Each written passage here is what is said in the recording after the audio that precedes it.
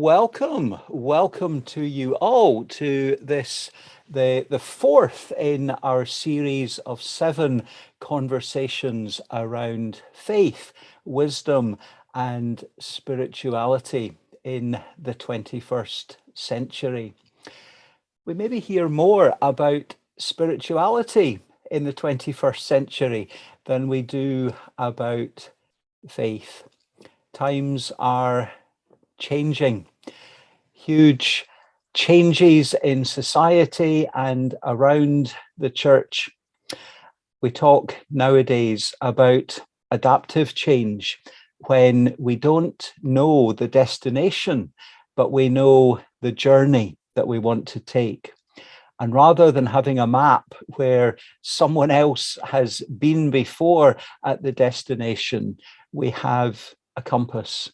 And people of faith would say that our God gives us that sense of direction in life. So many things going on in our world today that cause people to cry out to God in so many different ways. So many praying for Ukraine, for Russia, praying for wisdom in our world, in our times. Today, my guest is the very Reverend Dr. John Chalmers, Chair of the Assembly Trustees of the Church of Scotland, former moderator, former principal clerk, among many things that John has done through his ministry career. Welcome to you, John. It is a delight to have you with us today. And just before we go into conversation, can I invite everyone just for a moment to think, what is it that comes to mind when you think on the word faith? And maybe you can pop something in the chat, but don't hit enter quite yet. Pop something in the chat. What comes to mind when you think on the word faith?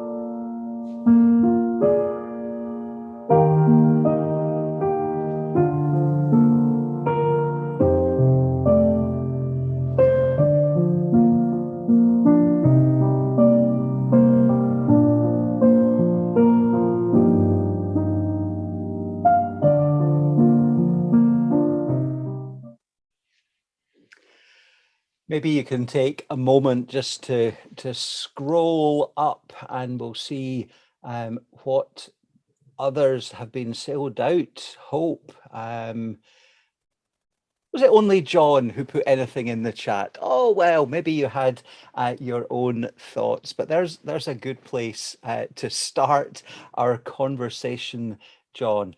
You have put in those 2 words, doubt, and what was the other one? Hope. Do you want to say a wee bit more about why you popped those words in response to what you think about when you hear the word faith? If you unmute yourself, John. That's done well. Thank you for having me in conversation this afternoon. I think we don't do enough of this kind of thing, and good on you for trying to put something new together like this. And I hope that over time it really does take off. Yeah, faith. I think there's that old quotation that there's more faith in honest doubt than perhaps in many of the creeds and in many of the things we assert or assent to without necessarily holding them very certainly in our minds or in our hearts. So for me, throughout life, the hold on God, or God's hold on me, which is probably a more accurate way of putting it, has been through always testing out every statement, everything that I've said, I've believed, or everything that the church has wanted me to believe. For me, it has to be put through the filter system, and if it doesn't survive, then too bad. It's not something you would want to build your life on. So, in order to have that sense of God holding on to you, or the other way around, you holding on to God in some way, then I think you have to put everything that you're challenged with through the furnace of doubt, and hopefully at the end of that, once it perhaps refines your thinking, it refines what you're prepared to put yourself out for. It refines what you're prepared to say you can stand on. Yeah. Thank you for that. Yeah, I mean, I think, if we were to ponder the question, what's the opposite of faith, many folk would say doubt. And I think there's so much that, strengthens what we do believe when we ask the questions, and when we're curious. I wonder, though, if there's also a sense in which the opposite of faith is actually about a disconnection with things beyond ourselves. I mean, everyone would say, well, I would say everyone is a person of faith. I mean, whether it's in God or the chair that they're sitting on, we have trust in people and things that give some consistency to life. And if we deny those connections with others, then maybe the opposite of faith is believing that the world revolves around us, and that we can be self-reliant. In another conversation recently, exploring that idea of what is the opposite of faith. But there's something about the connectedness with the world, with God, with others, with ourselves. Interesting points there. I have the sense that the opposite of faith is a kind of nihilism. It's a nothingness. There's nothing behind it all, and it's for nothing. It's just that we're going through the motions. Now, you could go through the motions in an extraordinarily selfish way, I'm thinking only that the only thing that matters is you and your small corner, and there's a kind of selfishness about that. Now, it's also possible to go through life with that sense that there's little or no meaning, and yet be quite selfless. There are things that deep within us make us spring into a fellow feeling with other people, whether or not we share their belief, but we share their planet. And it's not necessarily driven by faith. Lots of the people, I'm sure, who are responding to the great need of the people who are pouring out of Ukraine are not doing so out of a background of a living, what we would call a living faith. It's about a fellow feeling for humanity. I think what I'm looking at in faith is something that provides meaning, and meaning at a spiritual level, a transcendental level, and not just meaning like a mathematical formula that explains whatever, gravity or. Can you think of a time, maybe an example, when you experienced something of that, when your faith sustained you? I can think of I can think of the most extreme times when, most of you will know that our son JJ was injured in Afghanistan. It's over 10 years ago now, and he was brought home on a hospital plane in a coma. And for the first week or 10 days, we didn't know whether he was going to live or die. And I remember feeling at that time a real sense that the heavens were silent. At the very moment when I would have hoped that all the rigor of the stuff I'd based my life on up until then would just click into place and would hold me up. I remember the very first night before he came home, we'd word from Bastion that if he was stable, he would be brought home the next day. And I remember in the middle of the night, we weren't sleeping, obviously. We'd lit a candle in the corner of the room, and the candle was his life. And whatever was going to happen, that candle wasn't going to be allowed to go out. So all we had to hold on to in a way. And I remember Liz saying to me, John, say a prayer for us. And I said to her, I can't do that. But you better hope that other people are praying for us. And actually what we discovered in the days that were to unfold is that extraordinary things were happening and people were praying for us. And that became like a tangible a force that held us up. And it wasn't something that we found in ourselves. It was something that the community of faith brought to us. And I think that's where, I find it difficult to understand what, for instance, it would mean to have a faith in Christ if it was an individual thing. It exists in community. What we talk about the body of Christ becomes a real thing, and that's where your faith is sustained. It's where it deepens, and where when the chips are down, you actually get the strength that holds you up when you're falling. John, thank you for sharing that very personal story. I remember those days. We were both at the same General Assembly when you heard the news, and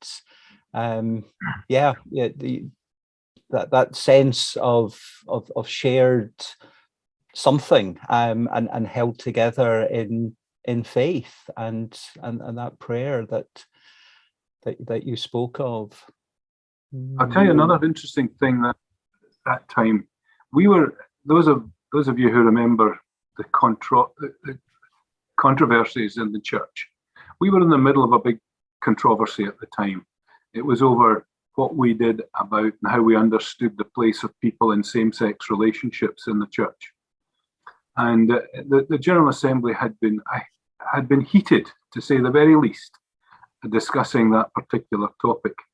And we went down to the hospital in Birmingham to find out what had happened to our son and to sit with him for days on end, during which time cards and letters and notes and texts, hundreds and hundreds and hundreds of them, poured in.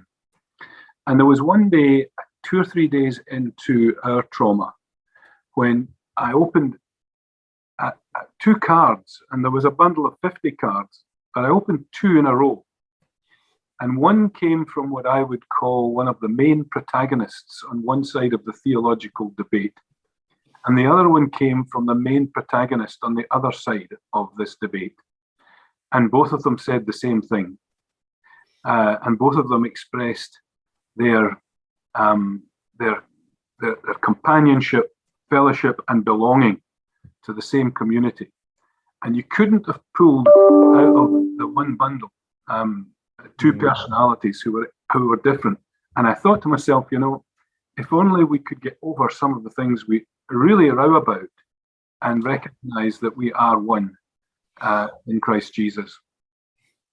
Absolutely. A phrase that anytime I hear it just cries out John Chalmers is the phrase respectful dialogue, Mm. and something that you have spoken about in so many different contexts around the same-sex issues in the church, around independence, Brexit, and you have also been involved in some conversations with church leaders in Sudan. Can you maybe tell us a wee bit about that, John? Well, just to open with a thought about the whole world of dispute resolution and mediation that I have been, and respectful dialogue, which is something I do try to live out. The key to it all is to be candid and honest about those issues over which you disagree. But don't personalize it. Don't make the person who holds that view wicked just because they hold a view that's not your view. Mm-hmm. And it's that dehumanizing that happens as a result of a personalizing the attack. And so now I know that's very, very difficult in some circumstances, and it's very difficult in circumstances where people are actually killing one another. It's very difficult just now, for instance, to think about Russia and Ukraine and not think some aggressive thoughts about what you would like to do to the soldiers, and never mind the soldiers, the commanders that lie behind it. But at the end of the day, these enemies will have to talk to one another before they'll ever become friends. And it might take generations, but enemies have to speak to one another in order to create friendship. And the only way you can do that is to begin conversations acknowledging that you are far apart on certain issues, but you still bleed the same blood and you belong to the same human race. In South Sudan, the youngest country on earth, 95% confessing Christian, because South Sudan was created on the basis that the south of Sudan was non-Muslim, and it would bring an end to the civil war between the south and the north, which had been essentially a war between the Muslims trying to dispose of the Christian community within Sudan. And within a year of their independence referendum, which 99% of the people voted for, and within a year of the establishment of their independent nation, what happened was that people who had a common enemy now went back to their tribal colors. And the old tribal wars came to the surface. And of course, it was all about power. Who was going to have ultimate power in the new nation? And they put together a coalition government, and the coalition government represented two of the major tribes, the Nuer and the Dinka. But what they also represented were mainly, people don't really know this, mainly the Dinka were the Roman Catholic converts of the 19th century. And the Nuer were mainly the Protestant, Presbyterian and Anglican converts of the 19th century. And so, as well as being a tribal war, it was a war across Christian denominational lines, and it was horrific. I mean, when they unleashed their contempt on one another, it was millions of people displaced and hundreds of thousands killed. And the people that were in charge, the people who were the government leaders, were former rebel commanders, and all they had ever known, and still to this day, all they've ever known is martial conflict. And so what we did with at least the Presbyterian oblique Protestant component in the church, and the vice president was one of those who belonged to the Presbyterian tradition. We took a group of the South Sudanese Presbyterians, and we trained them in the language of mediation. And all we were doing was planting a seed.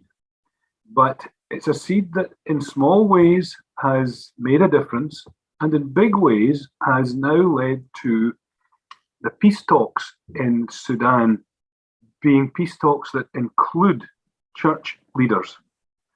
Normally, when you find a dispute at national level, the church gets left at the door, and it's all just about political, economic, and social justice, but not in South Sudan. And that's led to the intervention of the Pope and the Archbishop of Canterbury, and of course, next month, or in a few months' time, our moderator will be joining them in a further round of peace talks in Juba. And it's been an extraordinary experience to have been involved and hear the harrowing stories of how people's lives have been torn apart, and yet still they hold on to faith. And I find that remarkable. Mm. Yeah. In fact, it teaches us a thing or two about faith. Absolutely. Yeah. Yep. Jonathan Sacks, the late chief rabbi, once said something along the lines of, religion has caused so many problems and divisions in the world, but only religion is actually going to get us, back talking to one another.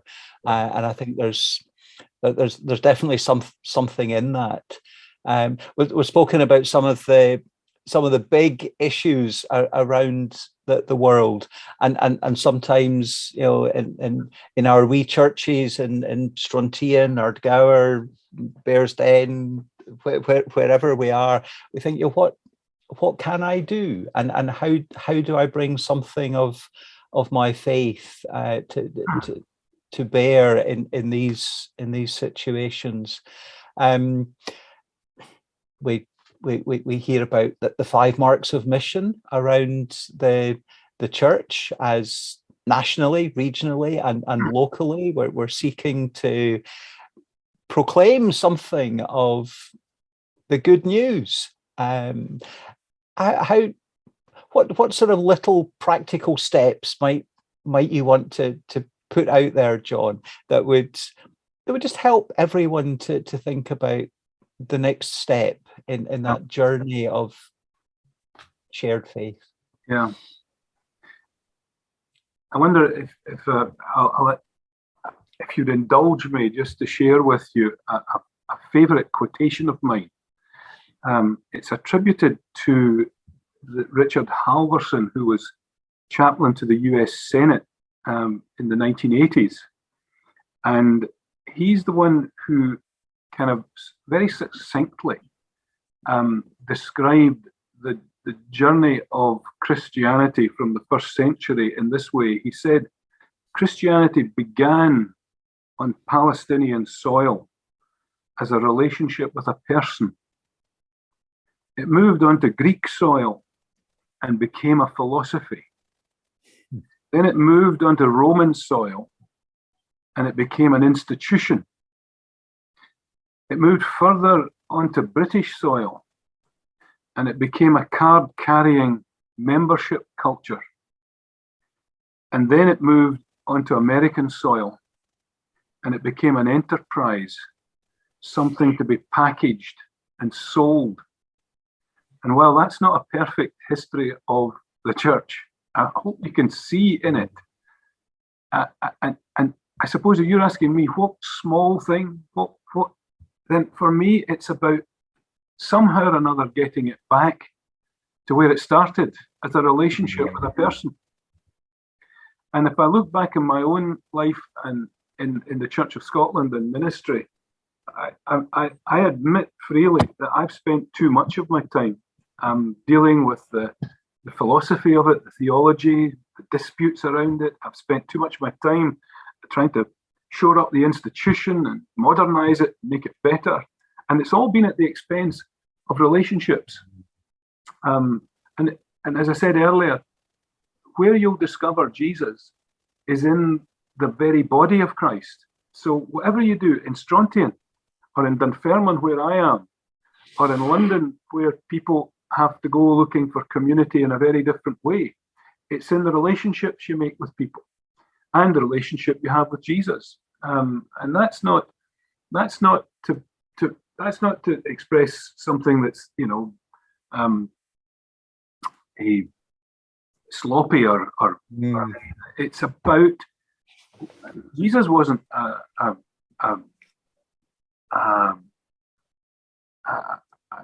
spineless individual of any kind. Jesus was a strong character and personality, challenging, and it's what he challenges us to think about that we have to take seriously. And that's why the 5 marks of mission go far beyond baptizing people and making disciples. That's why the 5 marks of mission go on to say, if you're not involved in social justice in some way, if you're not involved in caring for the creation that we've been given, then it's back to the old letter of James. The faith without works is dead.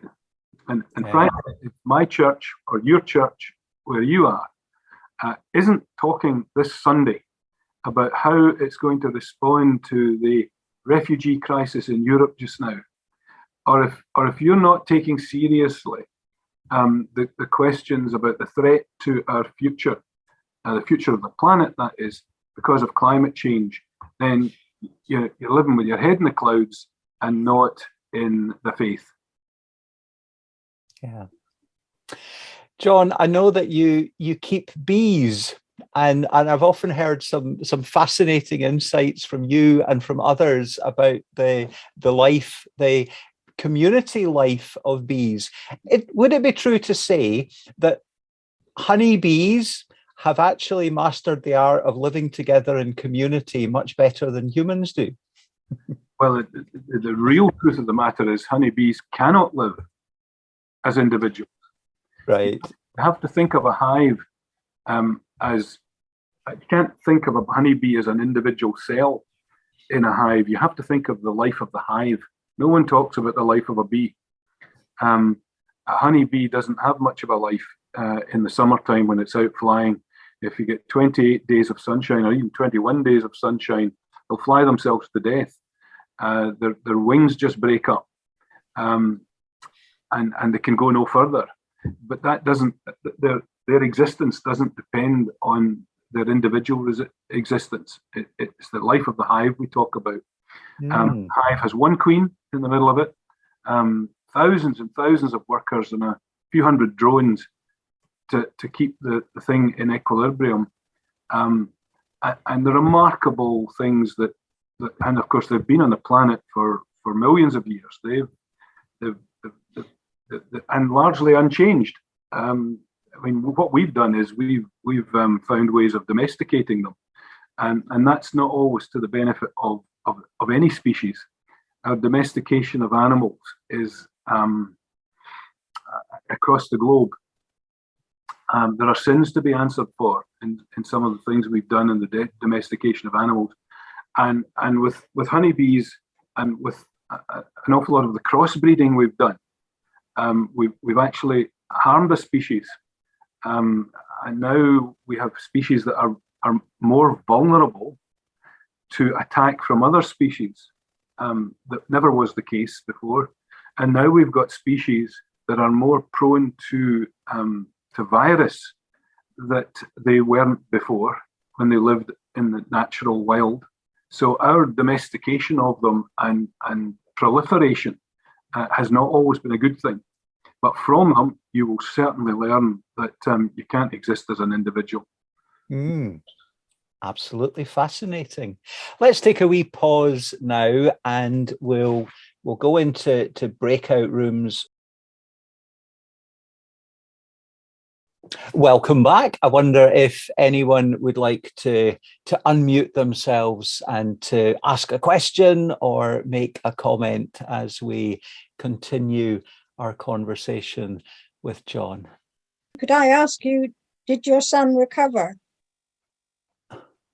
Yeah, he's on television sometimes, Jean. Is he? Yes. Is it? you will know him from television. Yeah. Watch. He's got a badly affected hand. Yes. That's him. One very badly affected hand and one very badly affected arm. But if you took his clothes off, you would see the rest of him had been remodeled as well. He spent 6 weeks with one of his elbows stitched into his stomach in order to rebuild the flesh around his arm. His face was smashed to pieces, and he's had so much reconstructive surgery that he sets off the machine. He has to go through airport security, and he's had multiple operations. 2 of his friends did not survive the same explosion. The 2 of his friends and their Afghan interpreter died in the event. And then he and his friend Cass were next in line and took the rest of the blast. And those colleagues who were with him saved his life, literally saved his life. Tourniqueted all of his limbs, and a helicopter arrived within 15 minutes and had him in hospital.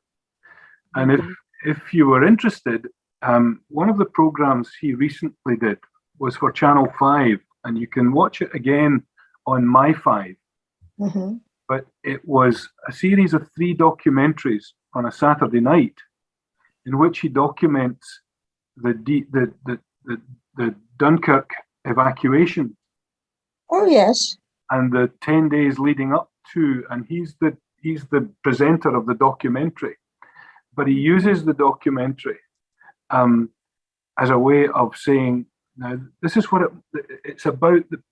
Some of the personalities who were involved in the combat and in the evacuation, and he compares it, the agony they must have gone through compared to his situation, where when he was injured, he was within 15 minutes of being picked up by a helicopter and taken to hospital, while these men stayed on the beach for hours and hours, days on end. And so it's a very moving. So if you were interested in that, and I think it's done very well, and he tells something of his own story through the program. What is it called? It was called, I think it might be called 10 Days to Dunkirk or something like that, or the Dunkirk.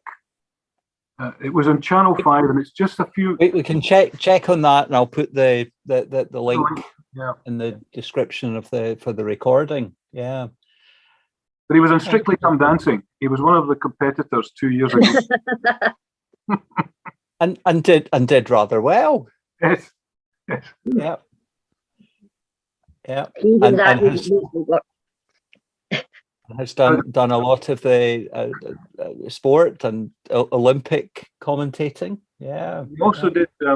He did the 2 programs. One called My Faith in Me, which was transmitted during Advent a few years ago on Sunday morning, and he did the pilgrimage to Santiago de Compostela for BBC when they first did the pilgrimage program. Also, John,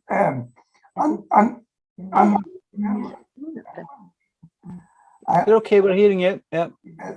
I was being corrected by my boss here. She was saying you're not unmuted. I think the thing that I hang on to very much with JJ is an underlying but very sensitive sense of humor. Yeah. And I'm sure he hasn't gained that. I'm sure it's been there all the time throughout his life. Offline, I'll share an example of that, but I wouldn't profess to put it online at the moment. Yeah. So he certainly, he is an inspiration to a lot of people. And you know, one of the biggest things that brought him really back to life was the Invictus Games. Through sport to rebuild his life and find himself again. And you'll be very interested to hear he came home yesterday from California, where he's been filming, with the founder of the Invictus Games. I'll say no more than that. Mm-hmm. Well, I hope the Invictus Games go ahead, because I think they are something that have brought some people back to faith within themselves rather than the spiritual faith. You know, But- we may have gone off that tangent here, but the interesting thing about the Invictus Games is that they don't just invite competitors to take part. They invite their whole family. So the big thing about the Invictus Games is that when these injured athletes get together, all of their families are invited with them. And so it's a community they're building. It's a community of people who are who've gone through something of a similar experience. And again, it's back to the beehive. It's back to finding the reality of faith in the community. And so when these people get together in community, then something I've attended two of the Invictus Games now, one in London and one in Toronto, and just being there with the families, it's a tangible sense of the strength you get from being together. And you know, our church life, when we talk about where we get the feeding for our faith, our church life has been deeply disturbed by this pandemic and our inability to always meet together in one place. But thankfully, you know, the pandemic coincided with developments in technology that have allowed us to start doing this kind of thing. And here I am down in Dunfermline, being able to do something with you folks in Lochaber that would have previously taken me 2 days to come and share an hour with you. So there's something to be, and we need to learn to use this tool more and more. Absolutely, yeah. And I think it has changed the way in which we awaken, develop, and sustain faith. You know, having had to do different things in these times. Well, one of the things that I've been aware of over the last couple of years is that because of the reliance on online communities, I have engaged far more with people who are not like me, and have been I've been very aware that most of the people I interact with are white Anglo-Saxon Protestants. But the online world, you know, has certainly opened up some fascinating connections. The first in this series of conversations was with Manoj Krishna, who's originally from India, now in Yorkshire, a retired surgeon who has set up the Human Wisdom Project, and has had, you know, much to say about wisdom and spirituality, but from a human perspective. In the breakout room that I was in, and if others aren't going to comment, I'm going to say, yes, there's that sense of community when we gather with people who are like us. But do we not also need to push ourselves to take time to have a coffee or a conversation with the folk who are not like us? Yeah. And maybe that actually helps us to understand not only them, but understand a bit more of ourselves. And we realize that it's not so easy to fall out with someone that you know and you're having a drink with. Yeah. Of course, there's something else in there, Donald, about the fact that we think these people are like us, but we don't always know what they're concealing or what they're even concealing from themselves. Because, you know, we live dishonestly in many respects. You know, we conceal some of our most vulnerable aspects. We present ourselves to the world in a particular way, and something about finding our real self and developing who we are in faith is sometimes only achieved if we are prepared to expose our vulnerability And when we do that, we discover that others are willing to do the same. Whereas if we don't allow for opportunities for that kind of opening to happen, then we go on wearing our different hats and letting people think that we're secure and that everything's okay with us. And I think if we want to grow in our faith, we really have to let down some of them, take off some of the masks and allow our real self to, and of course you're right. We need to be prepared to sit in rooms with people that will challenge our perception of the world, because it is so male, pale, and stale for most of us. Yeah. Just this plant I had in church with me yesterday, and I was saying, the leaves are getting a wee bit brown, and tying that in with the lectionary reading of the fig tree, and the owner saying to the gardener, just cut it down, it's just wasting the soil. Give it one more year, I'll fertilize it. And what do we need to do to fertilize our souls, to grow, and not just allow ourselves to get a wee bit tired and brown at the edges? John, can we wind up our conversation with 7 quick questions for you? They might be quick, but if they take us off on another wee tangent, that will be good. What would you be doing if you weren't here on Zoom talking to us just now? What else would you be doing this afternoon? Yeah, I'd be in the garden. It's a spectacular day and I love the garden. And we're restyling some of it. We've got a pond. I used to keep and breed koi as well as keeping bees. And unfortunately, somebody upriver, we've got a burn at the bottom of our garden. Somebody upriver, animal rights people broke into a mink farm and let the mink out, and the mink got down the river and they came into my pond and killed all my fish.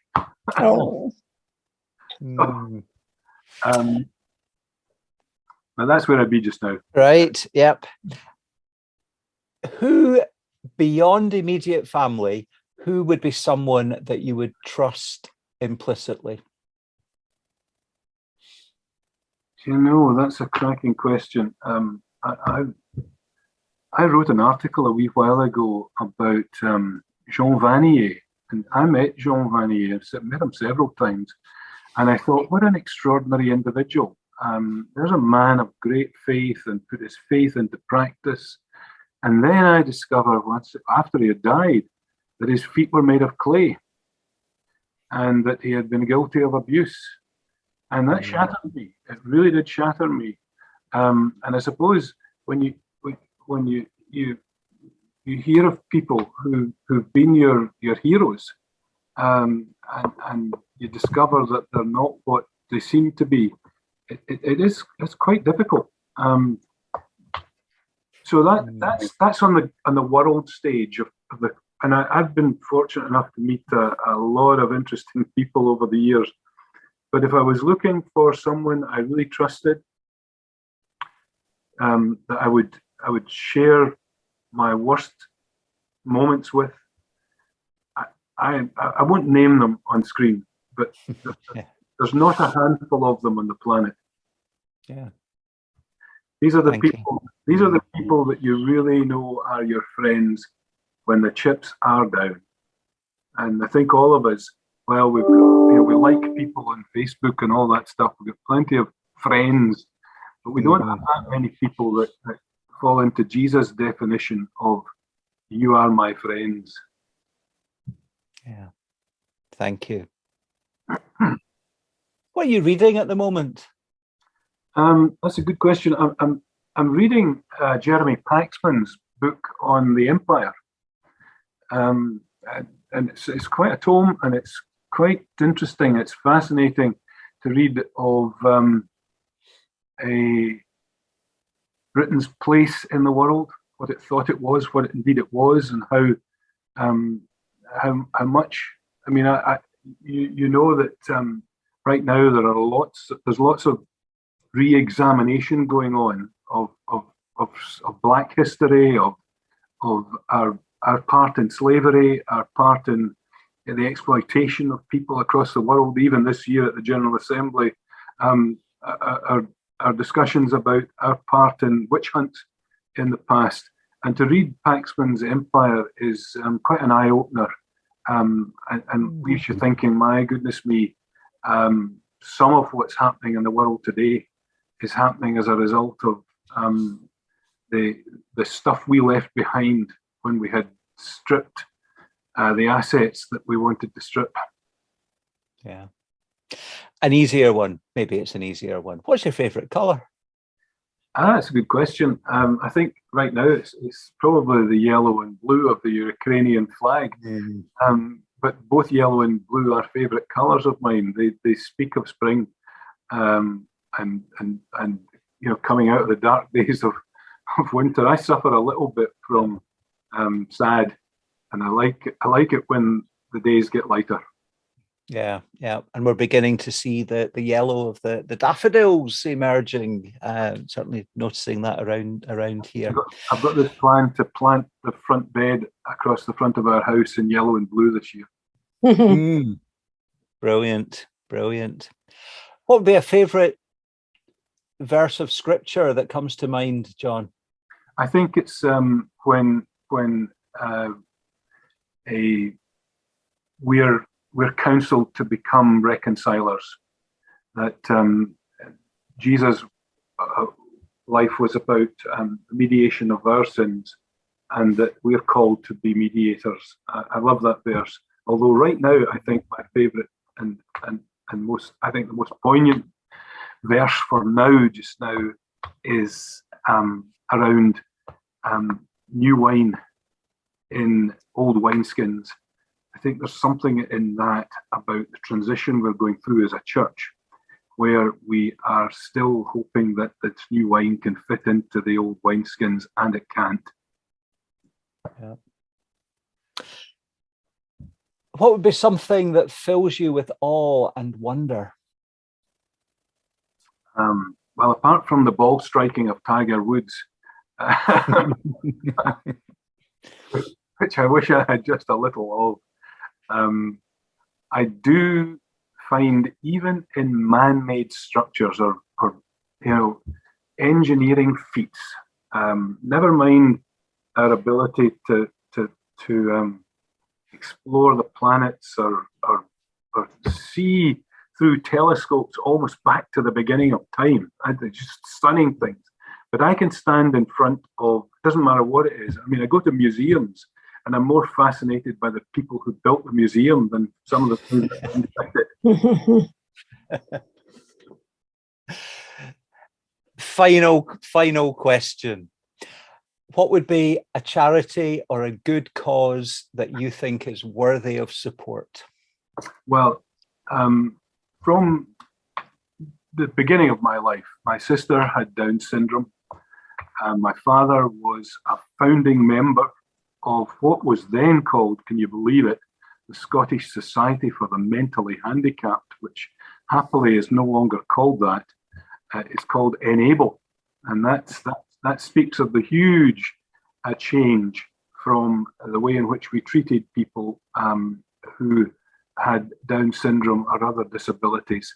One of our 7 grandchildren has Down syndrome, and Sunday there was National Down Syndrome Day, and she's 5 years of age, and she, along with her mum and dad, raised over £2,000 for Enable, and that would be, for me, the personal charity of choice that we support. Although right now, I've also got a daughter-in-law who is from Poland, whose family live 90 minutes from the border of Ukraine, and whose brother has been running refugees from the border back to their town, which is just a town of 10,000 people, but it's almost doubled in population since the outbreak of war, and we've been doing our best to support the work they're doing as well. Excellent, thank you for that. On screen just now, you should see Enable uk, where you can click the donate button. And those of you who are live just now may wish to do that if you've appreciated this time together, or if you're watching the recording at some later point. I'll pop that back up on screen for a moment there. John, thank you very much indeed for sharing with us this afternoon, and with all those who are watching the recording. Details are at www.aksm.org.uk/FWS. Will take you directly to the information about the other conversations in the series. Next week, our guest is Michaela Foster Marsh. Some of you met her recently at the Guild. She heads up the Star Child charity, one of the current Guild projects supporting vulnerable people in Uganda. Michaela has a fascinating story to tell and is, among many things, a singer, songwriter. There are 3 albums to her name. You'll find her music on Apple Music, Spotify, or wherever you get your music. And so next week, I look forward to conversation with Michaela Foster Marsh. Her story is punctuated with little God moments, spiritual moments, a story of faith, wisdom, and spirituality. Thank you all very much indeed, and a huge thank you to John for sharing in this time together. Thank you, John. Thank you. Until next week, same time, same place, and for all the information, aksm.org.uk/FWS. Thank you all very much indeed.